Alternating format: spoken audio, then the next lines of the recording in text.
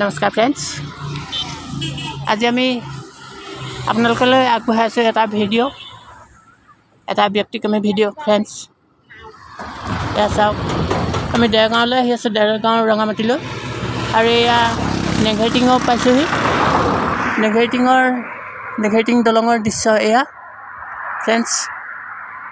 চাওক কিমান মনোৰম, কিমান সৌন্দৰ্যৰ ভৰপূৰ ফ্ৰেণ্ডছ। আমি তাৰ কিছু দৃশ্যাংশ আপোনালোকক দেখুৱাইছোঁ। এয়া